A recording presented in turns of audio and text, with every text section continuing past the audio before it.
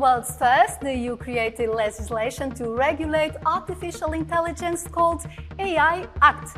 But it now seems to be moving away from effective protection for those harmed by this technology by abandoning the AI Liability Directive. The withdrawal of the proposal to ensure justice for AI victims is the theme of this EU Decoded. The Artificial Intelligence Act came into force in the EU in August 2024. It defines 4 levels of risk for AI systems: unacceptable, high, limited, and minimal. 8 practices are prohibited as unacceptable based on personal behavior or characteristics. Among those practices are, for example, predicting the risk of people committing a criminal offense, extracting facial images from the internet and CCTV to create databases, or use a person's biometric data to deduce their race, political opinions, sexual orientation, etc. The prohibitions came into effect this month, but there are many other risks for health, safety and fundamental rights. So how concerned are Europeans about means for redressing the harm caused by AI services and products? Jó lesz a végeredmény, nem tudjuk, hogy mennyire lesz okos a végeredmény, hogy szuperintelligencia lesz, vagy csak marad ilyen, mint most, hogy szupportálni tud minket, így még nem tudjuk azt sem megítélni, hogy mennyire veszélyes. Biztos, hogy kéne olyan döntéseket hozni törvényileg, amiben megtiltjuk például, hogy egy kisgyerek a másikat a mesterséges intelligenciával tudja úgy bántani, zaklatni, mert kamuprofilok, kamu videók, hangfelvétel alapján generálnak felvételeket, és a többi.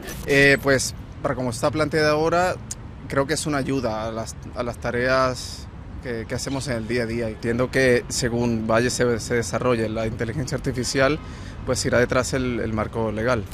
Puede hacer mucho daño también. Pues montarte cosas, inventándote también.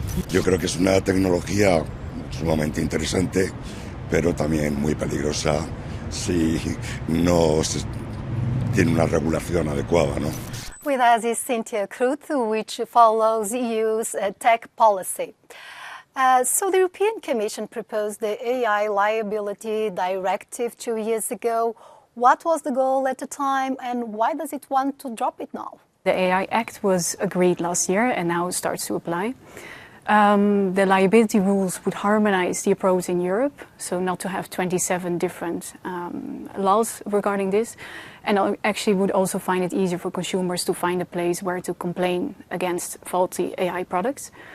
But the European Commission, they published their work program for 2025 a few weeks ago, and it was on the list to withdraw.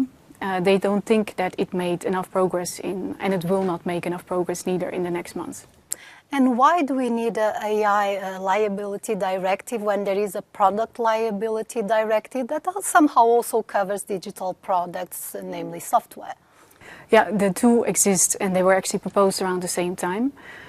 There's a big difference because the product liability directive only covers faulty products, so actually material damage.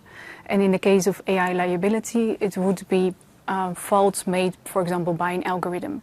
So, for example, discriminatory outcomes of an AI system. And the European Parliament seems somehow more interested in moving forward with specific rules for AI. Do you think this directive can still be rescued and somehow see the light of the day? The Commission is still open to discuss it with the European Parliament. The only thing is now that the Parliament itself is also divided. There's a few groups, mostly the left, the S&D and the Greens, that are in favor of this. They want to protect consumers like this, while the ECR and the EPP are against, and they think actually the AI Act in itself could be enough to protect consumers. Abandoning the AI Liability Directive can be a symptom that the European Commission is listening to critics who say too much regulation hurts industrial competitiveness. To address this, President Ursula von der Leyen announced a new fund during the AI Global Summit in Paris in early February. Invest AI will mobilize 200 billion euros to finance 4 future AI gigafactories across the EU. A dozen smaller units are also planned, allowing companies to test their AI models.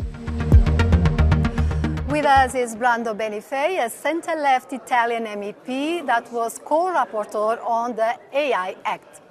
Thank you for being with us. You classify the withdrawal of this directive as a disappointing choice because it creates legal uncertainty.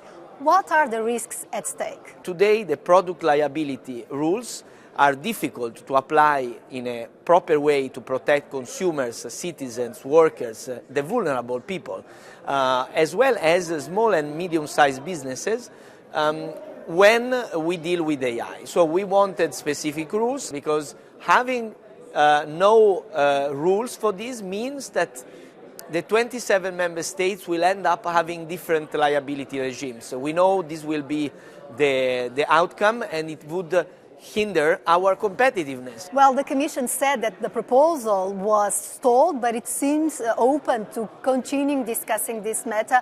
What could be the strategy to get rules that would help the individuals to defend their rights when it comes to IA? So we have different ways. Directive would still be the best way forward. A light legislation, not too heavy, but that can create a minimum common standard. The alternative is to recommend certain rules to the member states, but that's a weaker way because it leaves more space for governments to just not do anything and ignore the indication.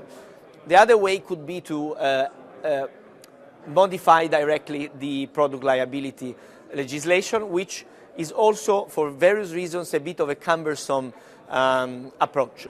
So the President of the European Commission has said, and I quote, AI should be a force for good and growth.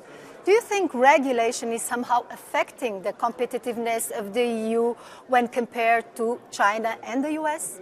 I think our competitiveness in Europe is hindered by various factors. We have less access to capital for investment in the digital area. We need more infrastructure for computing. And then we have the issue of having streamlined and clear rules. But we cannot renounce to protecting our citizens, our businesses, our public institutions, our democracy from the risks of discrimination, of disinformation, of damage by misuse of AI. The AI Act will be fully applicable by 2027, but the EU also doesn't want to lose the innovation race.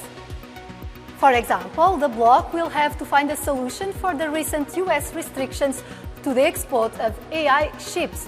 So, can the Union find a balance between the desire to be an AI powerhouse while still protecting the rights of its citizens?